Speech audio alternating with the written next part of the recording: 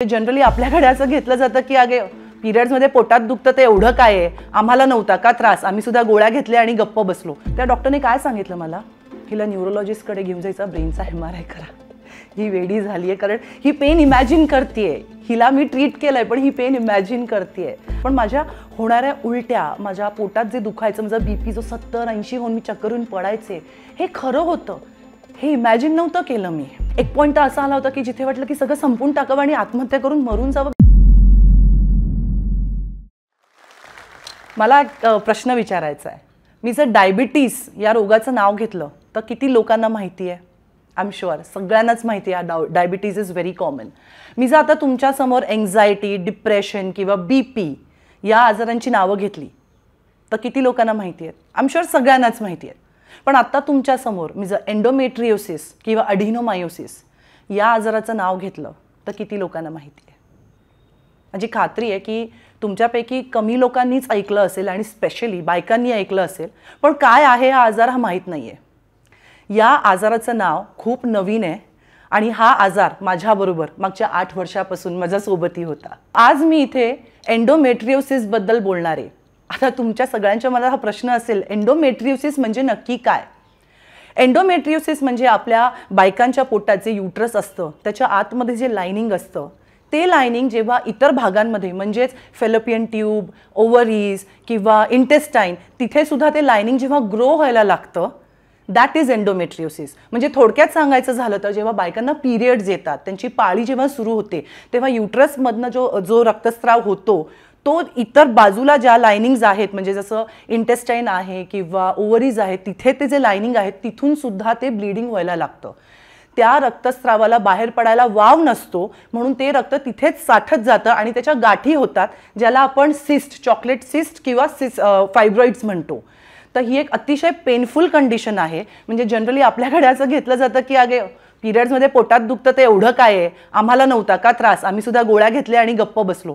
तर हा असा रोग आहे की तुम्ही गप्प बसू नका, कारण period pain is not normal. आणि नेमकं हा आजार कसं डिस्ट्रॉय करू शकतो एखादं चांगलं आयुष्य, जे मी उपभोगलं. मी जो 8 वर्षापासूनचा माझा जो प्रवास आहे, ज्याच्यामध्ये मी 7 सर्जरीज आणि डॉक्टरांच्या, म्हणजे मी तुम्हाला सांगू शकत नाही, म्हणजे एव्हरी फ्रायडे मी डॉक्टरांकडेच असायचे, सोनोग्राफी, MRI स्कॅन किंवा इंजेक्शन्स. ही जी जर्नी आहे, एंडोमेट्रियोसिस नेमका कशामुळे होतो ह्याचा अवेअरनेस भारतामध्ये होणं किती गरजेचं आहे यावरच मी बोलणार आहे. हाय, माझं नाव वनश्री जोशी पांडे. मूळचा जन्म गिरगावचा, मुंबईचा जन्म आहे. आई बाबा दोघेही नोकरी करत होते, त्यामुळे एक चांगलं कुटुंब, एक चांगलं फॅमिली आणि छान सगळ्या गोष्टी ज्या मला हव्या होत्या त्या सगळ्या मला मिळत गेल्या लहानपणापासून. कबड्डी खेळायचे, स्पोर्ट्समध्ये होते, भरतनाट्यम डान्सर होते, त्यामुळे कला, फॅशन इंडस्ट्री ह्याच्याशी माझा खूप चांगला संबंध होता. शाळा झाली, छान मार्क मिळाले, कबड्डी खेळत होते, नॅशनल लेवलला जाऊन आले होते. कॉलेज सुरू झालं, कॉलेजमध्ये गेल्यावरती मॉडेलिंग, डान्सिंग सगळं सुरू झालं. तिथपर्यंत खूप छान होतं. मला कधीच आठवत नाही की मी आजारी पडले होते किंवा मला साधा तापसुद्धा आला होता. I was always fit because sports करत होते, कबड्डी खेळत होते, त्यामुळे माझी हेल्थ खूप चांगली होती. कॉलेजमध्ये गेल्यावरती छान मॉडेलिंग, ॲक्टिंग आणि मग असं वाटलं की मॉडेलिंगमध्ये करिअर करावं. ही गोष्ट मी माझ्या आईबाबांना सांगितली आणि आईबाबांनी सुद्धा सांगितलं, ठीक आहे, आम्ही तुला 1 वर्ष देतो, तू छान तुझं करिअर कर, नाही जमलं तर मग नोकरी आहेच. पण स्वामींच्या कृपेने छान मला अपॉर्च्युनिटीज आल्या. माझा प्रवास सुरू झाला. दामिनी माझी पहिली मालिका होती आणि त्याच्यानंतर मग एका मागोमाग एक खूप छान छान सिरियल मिळत गेल्या. महाराष्ट्र सुंदरी झाले मी 2003ला. मग एक टिपिकल महाराष्ट्रीयन बॅकग्राऊंडमधून आल्यामुळे आईबाबांनी सांगितलं की चला आता लग्न करूया. छान लग्न झालं. माझा नवरा अमित पांडे, त्याच्याबरोबर आता 17-18 वर्ष झाली माझ्या लग्नाला. लग्न केलं. सासू सासऱ्यांनी सुद्धा अगदी आनंदाने ॲक्सेप्ट केलं की चला ॲक्टिंग करते आपली सून, आम्ही सपोर्ट करू. छान चालू होतं. 2006ला माझी मुलगी आली, नयनिका पांडे, तिचा जन्म झाला. तोपर्यंत सगळं छान होतं. नवरा IT मध्ये होता. IT मध्ये असल्यामुळे पूर्ण जगात तो फिरायचा, त्यामुळे प्रत्येक वेकेशनला मी आणि माझी मुलगी बॅग घेऊन लंडन, अमेरिका सगळीकडे फिरत होतो. म्हणजे एखाद्या मुलीचं जे स्वप्न असतं की चांगलं सासर, सासू सासऱ्यांचा सपोर्ट, नवऱ्याचा सपोर्ट, एक छान मुलगी, चांगलं घर, गाडी, सगळं काही सुखवस्तू होतं. पण अचानक 2012ला जेव्हा नवऱ्याचं प्रोजेक्ट होतं अमेरिकेला, त्याला एअरपोर्टला मी सोडायला गेले आणि तिथून आल्यावरती मी आणि माझी मैत्रीण आम्ही पिक्चर बघत होतो आणि सडनली मला एक ऑलमोस्ट 30-40 उलट्या झाल्या आणि मला कळेना, मला वाटलं फूड इन्फेक्शन आहे, झोपून राहिले. Unfortunately second day was Sunday. कुठून तरी माझ्या मैत्रिणीने डॉक्टर शोधून आणला आणि त्याने सांगितलं की तुला फूड इन्फेक्शन झालेलं आहे, तर ह्या गोळ्या घे, बरं वाटेल. I did that. औषधं घेतली पण काही बरं वाटत नव्हतं. मग माझे फॅमिली डॉक्टर आहेत, त्यांच्याकडे गेले. त्याने सांगितलं की वनश्री सोनोग्राफी करावी लागेल तुला. आणि सोनोग्राफी केल्यानंतर मला कळलं की मला अपेंडिक्स आहे. ठीक आहे, अपेंडिक्स सगळ्यांनाच असतो, त्याच्यात काही मोठं बाव करण्याची गोष्ट नाही आहे. मग दुसरे डॉक्टर आहेत, त्यांनी सांगितले की आपल्याला सर्जरी करावी लागेल, कारण इमर्जन्सी आहे, कारण तो कधीही बस्ट होऊ शकतो. म्हणून मी हॉस्पिटलमध्ये गेले, सर्जरी झाली. हे सगळं करत असताना नवरा ऑफकोर्स तो ही वॉज फ्लाईंग, त्याला मी काहीच सांगितलं नव्हतं. जनरली अपेंडिक्सचं ऑपरेशन झाल्यावर 2 दिवसांनी तुम्हाला घरी सोडतात. इथे 4 दिवस झाले, 6 दिवस झाले, पोटात दुखायचं थांबत नव्हतं. डॉक्टरने सांगितलं की आपल्याला रिपोर्ट, बायोप्सीचा जो रिपोर्ट आहे तो बघावा लागेल. तो रिपोर्ट आला आणि त्याच्यामध्ये मला असं कळलं की माझा अपेंडिक्स वॉज एंडोमेट्रिक. मला काही कळेना, कारण एंडोमेट्रिक काय असतं हे मला काहीच माहीत नव्हतं. पण डॉक्टरांनी मला विश्वास दिला की काही टेन्शन घेऊ नकोस, आपलं सगळं व्यवस्थित होईल, तुला फक्त एक इंजेक्शन घ्यायचं आहे, ते इंजेक्शन घेतलंस की तुझा आजार निघून जाईल. आय डिड दॅट, कारण आपण डॉक्टरांवरती श्रद्धा ठेवतो, कारण डॉक्टर आपल्यासाठी देव असतो. I did that. मी म्हटलं ठीक आहे. ते इंजेक्शन होतं माझे पिरियड्स थांबवण्यासाठी. मी तेव्हा 32 वर्षांची होते. एका बाईसाठी तिचे पिरियड्स आर्टिफिशियली थांबवणं, म्हणजे आर्टिफिशियली मेनोपॉज आणणं, was bit shocking for me. मला वाईट वाटलं, पण म्हटलं ठीक आहे, जर हा आजार जाणार असेल तर करूया आपण. इंजेक्शन घेतलं. त्याच्यानंतर मी US ला गेले. 3 महिने छान राहिले, फिरलो, सगळी मज्जा केली. 3 महिन्यांनी माझे परत पिरियड सुरू झाले आणि या वेळेला इतके भयानक होते की मला US हून मुंबईला यावं लागलं आणि पुन्हा मी त्या डॉक्टरांकडे गेले. माझे पिरियड्स बालपणापासून, म्हणजे 8वीपासून अतिशय पेनफुल होते. मला उलट्या व्हायच्या, मला चक्कर यायची, माझा BP लो व्हायचा. पण प्रत्येक वेळेला सोनोग्राफी करून आले की मग डॉक्टर सांगायचे काय नाही, नॉर्मल आहे, तुमच्या डोक्याचे मनाचे विचार आहेत, तुम्ही काही लक्ष देऊ नका, ह्या गोळ्या घ्या, सगळं बरं होईल. कट टू ह्या डॉक्टरांच्या समोर आले. त्या डॉक्टरनी मला सांगितलं की आय एम सॉरी, माझ्याकडनं ही ट्रीटमेंट होणार नाही, तुम्ही दुसरा डॉक्टर बघा, हे माझ्या हाताच्या बाहेरची केस आहे. म्हटलं ठीक आहे. तोपर्यंत मला या आजाराची किती सिव्हिअरिटी आहे आणि हा किती डॅमेजिंग आजार आहे ह्याची जरासुद्धा कल्पना नव्हती. मग ओळखीच्यानी मी दुसरे डॉक्टर शोधून काढले. बरं, युट्रस आहे, पिरियड्स आहे, आपण कसं ना मेल डॉक्टरकडे जाणार, म्हणून मी प्रेफरेबली एक फिमेल डॉक्टर शोधून काढली. तिच्याकडे गेले. तिने मला सांगितलं की तुला कॉन्ट्रासेप्टिव्ह पिल्स घ्याव्या लागतील. म्हटलं ओके फाईन, हे करून जर बरं वाटणार असेल तर I do that. Contraceptive pills घेतल्या. त्या साधारण 1-2 महिने घेतल्या. पण परत तोच त्रास, परत उलट्या आणि रोज पोटात दुखायचं. मला कळेना की काय चाललंय. पुन्हा मी त्या डॉक्टरकडे गेले. ती बोलली सॉरी, मी ही केस हँडल करू शकत नाही, फाइंड अनदर डॉक्टर. असं करता करता तिसऱ्या डॉक्टरकडे गेले. 21 डॉक्टर झालेत बाय द वे आत्तापर्यंत माझे. तिसऱ्या डॉक्टरनी सांगितलं की नाही, तुला सर्जरी करावी लागेल आता, कारण पोटामध्ये सिस्ट आहे. म्हटलं ठीक आहे, करूया. मग माझी सर्जरी झाली, सेकंड सर्जरी अपेंडिक्स नंतर. सर्जरी झाल्यावर तिने मला खात्री दिली की वनश्री आता तू बरी होणार, हा आजार जाणार. मी 2,500 लोकांना ट्रीट केलंय, तू काय, तुझं तर होऊनच जाईल, खूपच सिव्हिअर नाही आहे तो, आपण कंट्रोल करू. सर्जरी झाली. सर्जरीच्या 10व्या दिवशी घरी आल्यानंतर पुन्हा पोटात दुखायला लागलं. त्याच डॉक्टरकडे पुन्हा गेले मी. 2 महिने ती मला भेटायला टाळत होती. तिने सांगितलं नाही, बिझी आहे, अपॉइंटमेंट नाही आहे. शेवटी मी गेले तिकडे जबरदस्ती आणि बसले की आज मला तुम्ही वॉक इनमध्ये घ्या, नाही तर कसंही घ्या, पण आज तुम्ही माझी केस घ्या, कारण माझ्या पोटात दुखतंय अजूनही. त्या डॉक्टरने काय सांगितलं मला, हिला न्यूरोलॉजिस्टकडे घेऊन जायचा, ब्रेनचा MRI करा. ही वेडी झाली आहे, कारण ही पेन इमॅजिन करतेय. हिला मी ट्रीट केलंय पण ही पेन इमॅजिन करतेय. असं बोलल्यावरती एका पॉईंटला मला वाटायला लागलं की एम आय मॅड, का मी हे इमॅजिन करते, पण माझ्या होणाऱ्या उलट्या, माझ्या पोटात जे दुखायचं, माझा BP जो 70-80 होऊन मी चक्करून पडायचे, हे खरं होतं. हे इमॅजिन नव्हतं केलं मी. मी गेले नाही डॉक्टरांकडे, कारण मला माहिती होतं की मी मेंटल नाही आहे. आणि हे सगळं सुरू असताना मी माझ्या नवऱ्याशी, माझ्या आईबाबांशी बोलत होते. आईबाबांनी आणि नवऱ्यांनी खूप मोलाची साथ दिली मला. मला कधीच त्यांनी गिवअप नाही केलं, पैशानी पण नाही आणि मानसिकरित्या पण नाही. आणि मग अजून एक नवीन डॉक्टर शोधून काढला. त्या डॉक्टरने मला एक नवीन आशा दाखवली की मी तुला बरं करेन, कारण त्याच्या अगोदरच मी रस्त्यात चक्करून पडले होते. माझी पल्स सापडत नव्हती, माझं शुगर ड्रॉप झालं होतं. आणि त्या माणसाने येऊन वॉचमॅनकडे हे केलं की ह्या बिल्डिंगचं नाव घेतलं म्हणून इथे हिला आणून ठेवलं आहे. आणि त्याच्यानंतर मला माहीत नाही पुढचे 6 तास काय झालं. मी डोळे उघडले तेव्हा मी हॉस्पिटलमध्ये होते. माझं प्रोलॅटिन लेवल हाय झालं होतं, कारण ह्या लोकांनी, डॉक्टरांनी मला इतक्या हॉर्मोनल टॅबलेट्स, इंजेक्शन्सवर ठेवलं होतं की माझं प्रोलॅटिन लेवल हाय झाल्यामुळे मी शुद्ध हरपून चक्करून रस्त्यात पडले होते. आणि जी डॉक्टर जिने मला खूप आशा दाखवली, होप दिलं की मी तुला बरं करेन, तिने अजून एक सर्जरी केली. That was my 3rd surgery. ह्या सगळ्या चक्करमध्ये मला माहीत नव्हतं ह्याचा इम्पॅक्ट किती होतोय मेंटली. जी मी खूप हसत खेळत पॉझिटिव्ह आणि I use to love my life, मी खूप छान एन्जॉय करून छोट्या छोट्या क्षणांना एन्जॉय करायचे.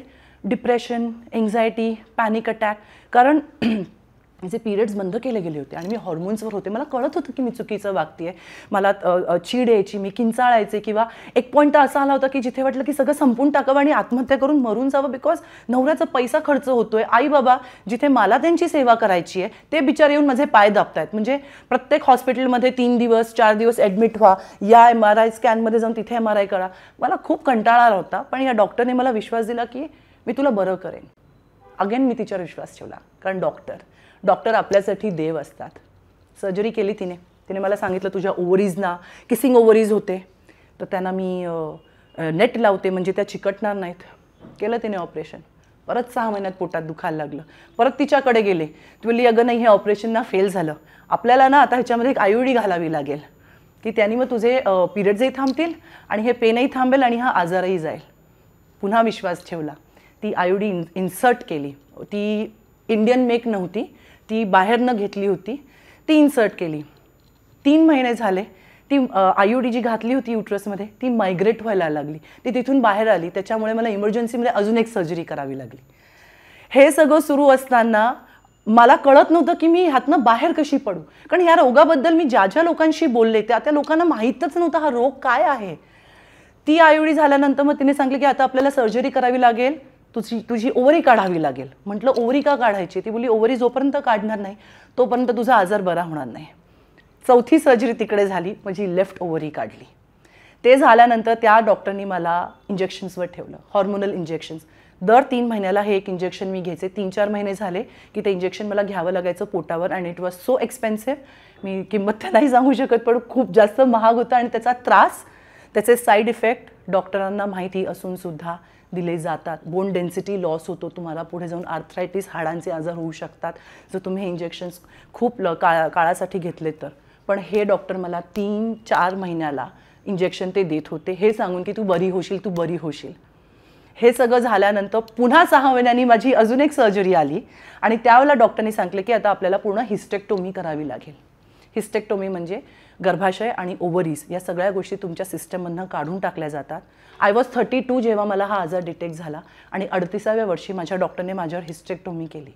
माझी या दोन्ही ओव्हरीज काढल्या, युट्रस काढलं, आणि तिने त्याच दिवशी, ज्या दिवशी मला डिस्चार्ज होता त्या दिवशी पुन्हा तेच इंजेक्शन दिलं. आणि मी प्रश्न विचारला की तू काय इंजेक्शन देते, आता तर सगळं बाहेर निघालंय. कुठेतरी ना मला कळत होतं की आपण फसले जातोय, पण आपण डॉक्टरांवरती इतका आंधळा विश्वास ठेवतो की मी कोण ना, मी एक नॉर्मल एक पेशंट आहे. ती बोलली नाही, ड्राय होईल तो भाग, बरं वाटेल म्हणून देते, बाकी काय नाही. 7 महिन्यांनी आईबरोबर गप्पा मारत होते आणि मला अगेन 30-40 उलट्या झाल्या आणि मला इमर्जन्सीमध्ये ॲडमिट व्हावं लागलं. दुपारी 2:30 ते 11:30 मी नॉनस्टॉप उलट्या करत होते आणि मला लिटरली असं वाटत होतं कोणीतरी सुरी फिरवत आहे पोटामधनं, इतकं दुखत होतं. आणि त्याच्यातही ही डॉक्टर मला अजून 2 दिवस ॲडमिट करून कसे 2 लाख बिल करता येईल त्याच्या मागे होती. कारण ती सांगत होती की ॲडमिट हो. तिने एका दिवसाचं बिल माझं 80,000 केलं होतं. तिला काही पडली नव्हती की मला कसं वाटतंय. आणि ते सगळं झाल्यावरती मला डाऊट यायला लागला. म्हटलं काहीतरी गडबड आहे. मी सोनोग्राफी केली. त्याच्यानंतर मला कळलं माझी ओव्हरी काढलीच नाही आहे. सो ज्या डॉक्टरांवरती मी विश्वास ठेवून OTमध्ये गेले होते, माझ्या आईबाबांनी, नवऱ्याने विश्वास ठेवून सर्जरीसाठी पैसे दिले होते, तेव्हा मला कळतं की माझी ओव्हरी काढलीच नाही आहे आणि म्हणून हा रोग पुन्हा आलेला आहे. आणि तेव्हा लिटरली सांगते पायाखालनं जमीन सरकली. मला कळे ना काय करू. पण स्पिरिच्युअलिटी माझ्या आयुष्यामध्ये 2015लाच आली होती, जेव्हा माझं एंडोस्कोपी सुरू असताना माझा नवरा समोर उभा होता आणि मी स्वतः बाजूला उभी राहिलेली दिसले. That was my spiritual journey. तिथून माझी स्पिरिच्युअल जर्नी सुरू झाली आणि माझा आत्मा माझ्या बॉडीमधनं बाहेर यायला लागला. मला वाटलं मी वेडी होतीये, कारण की मी खूप स्टेरॉइड्स आणि हॉर्मोनल इंजेक्शन्सवरती होते आणि प्रत्येक 6 महिन्यांनी सर्जरी होत होती. प्रत्येक 8 दिवसांनी मला नवीन औषधं सगळं एक्सपेरिमेंट करून गिनीपिक बनवलं होतं. सो मला वाटलं मी वेडी झाली आहे, मला भास व्हायला लागलेत.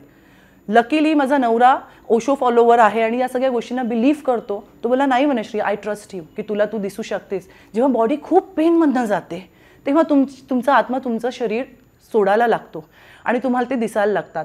आणि वारंवार हे 4-5 वेळेला झालं माझ्याबरोबर. म्हणजे असं व्हायचं की MRI मध्ये मी आहे, आवाज येत आहेत एवढे, पण माझा आत्मा कुठेतरी तिसरीकडेच आहे. बरं अशा ठिकाणी होता की मी गुगल केल्यावर मला कळायचं की अरे ही जागा आहे, मला माहीत सुद्धा नाही आहे. आणि असे एक्सपिरियन्स आल्यावरती मग मी चांगल्या गुरूंचा शोध घेतला. मी सगळ्या स्पिरिच्युअल गोष्टी शिकले, मी स्वतःला हील करायला लागले आणि स्पिरिच्युअलिटीने मला एंडोमेट्रियोसिसमधून बाहेर आणण्यासाठी मानसिक बळ दिलं. सो जेव्हा मला कळलं की माझी ओव्हरी काढलीच नाही आहे तेव्हा ऑफकोर्स ॲज अ ह्युमन मला झटका बसला, पण कुठेतरी कॉन्फिडन्स होता की फाईन, मी हे सुद्धा फेस करणार. मी जर एवढ्या सर्जरीज फेस करत आलेली आहे तर मी हे सुद्धा फेस करणार. आणि पळून जाणं माझी वृत्ती नाही आहे. मला ना जी लोक पळून जातात ना, भ्याड लोक, ती नाही आवडत, कारण मी तशी नाही आहे. जे आहे ते फेस करा आणि त्याच्यात ना त्याच्यामध्ये आपल्याला दुःख नाही होत, कारण आपण फेस करतो ती गोष्ट. मी पुन्हा अभ्यास सुरू केला. स्वामी भक्त आहे मी. स्वामींनी दर्शन दिले या पूर्ण प्रोसेसमध्ये. स्वामींनी आयुष्य पूर्ण बदलून टाकले. स्वामींना म्हटलं आता तुम्हाला मी सरेंडर करते, आता तुम्ही मला सांगा काय करायचं. कारण सगळ्या डॉक्टरांनी सांगितलं पुन्हा एक सर्जरी, आणि ती 7वी सर्जरी होती. माझ्या अंगात अजिबात त्राण नव्हते की पुन्हा एका सर्जरीला सामोरं जायचं आहे. डॉक्टर अभिषेक मंगेशीकर मला भेटले 2019ला. स्वामींच्या थ्रूच, आय डोंट नो, फोनवरती मी बसले होते आणि स्वामींची बोलत होते आणि अभिषेक मंगेशीकरांचं जे नाव आहे त्या पेजवरती आलं. नॅन्सीज नूक नावाचं पेज मला इथे मेन्शन करायला आवडेल. फेसबुकवरती नॅन्सीज नूक नावाचं पेज आहे जिथे एंडोमेट्रियोसिस आणि अडिनोमायोसिसबद्दल बरीचशी माहिती आहे. आणि अनफॉर्च्युनेटली इंडियामध्ये ह्याच्याबद्दल कोणी बोलतच नाही, कारण हा बायकांचा आजार आहे मुळात. आणि बायकांचा आजार, मला असं वाटतं, हा माझा थॉट आहे की इतका सिरियसली घेतला जात नाही. तर नॅन्सीज नूकमध्ये ज्या कोणाला पिरियड पेन असेल त्यांनी ते पेज फॉलो करावं.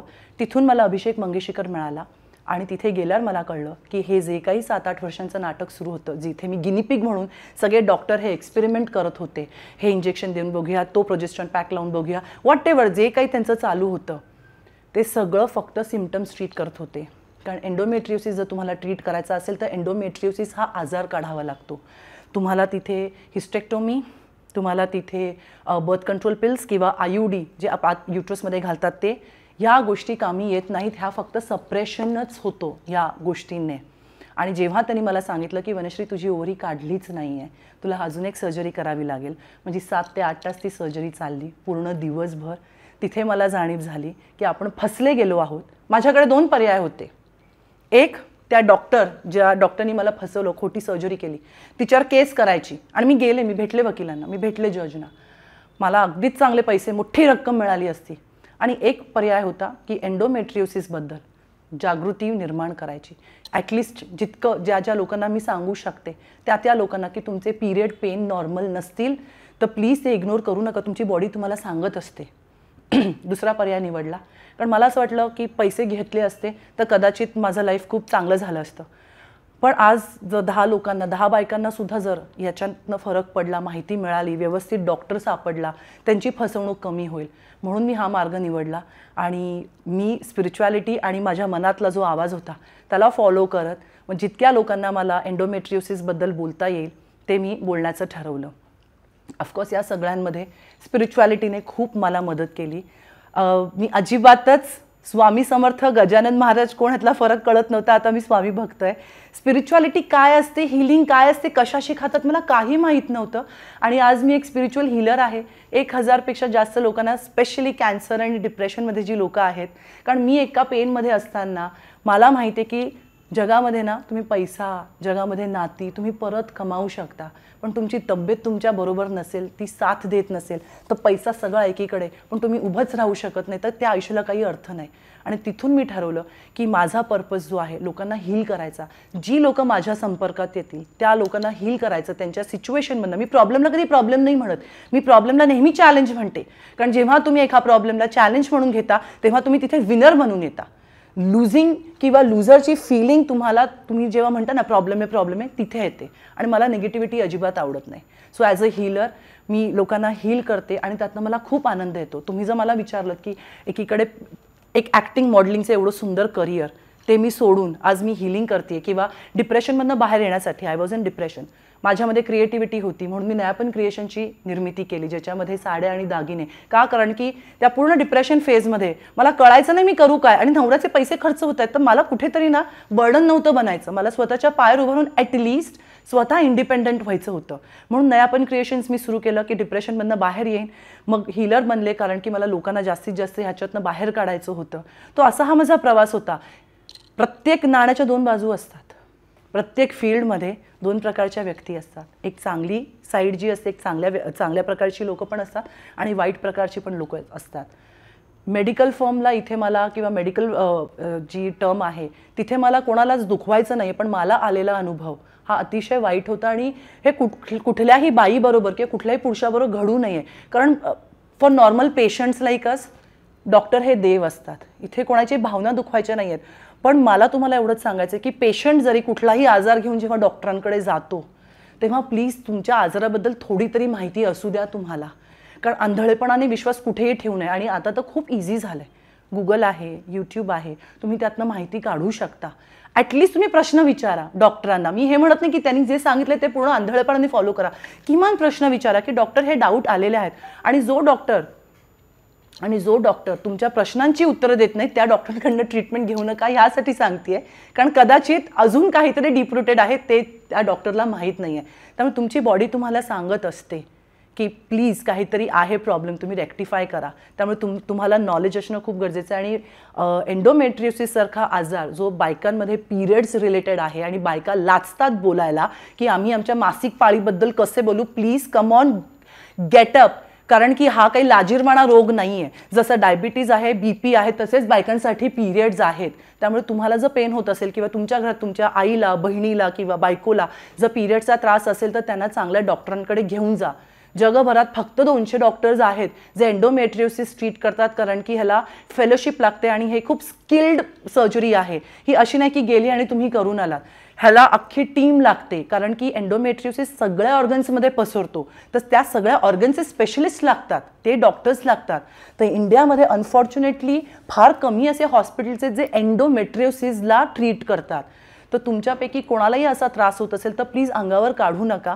डॉक्टर अभिषेक मंगेशीकर अतिशय स्किल्ड डॉक्टर आहे आणि he is only specialised in endometriosis. कारण तुम्ही तो आज ट्रीट नाही केलात तर मी हे नाही म्हणणार की तुम्ही एंडोमेट्रियोसिस असेल तर मरून जाल, पण तुम्ही रोज पेननी मराल. कारण इतकं पेनफुल असतं की माझ्यासाठी तुम्हाला खोटं वाटेल, चॅलेंज काय असायचं माहिती आहे, बेडवरनं उठून बाथरूमला जाणे.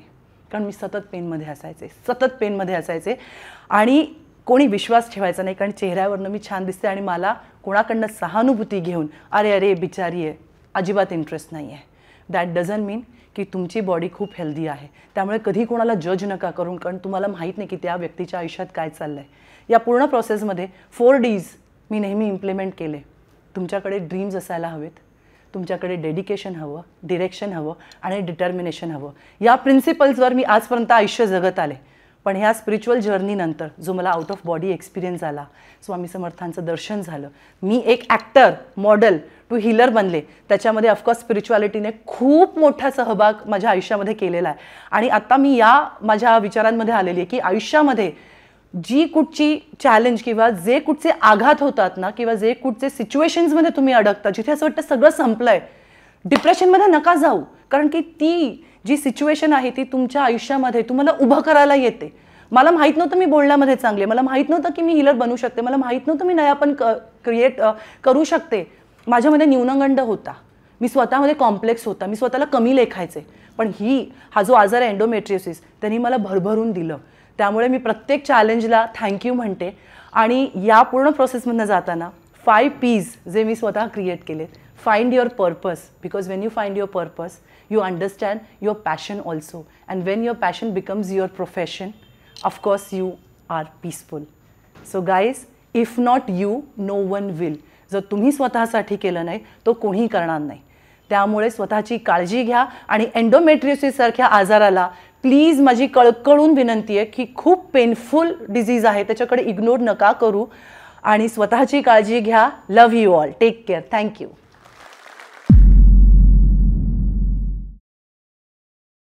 जोश टॉक्स आता स्पॉटिफाय एक्सक्लुझिव्ह पॉडकास्ट आहे. आमच्या टॉक्सची ऑडिओ आवृत्ती फक्त स्पॉटिफायवर उपलब्ध असेल. तुम्हाला हा व्हिडिओ आवडला असेल तर तुम्ही जोश टॉक्स पॉडकास्टला फॉलो करू शकता आणि अशा आणखी प्रेरणादायी कथा ऐकू शकता फक्त स्पॉटिफायवर.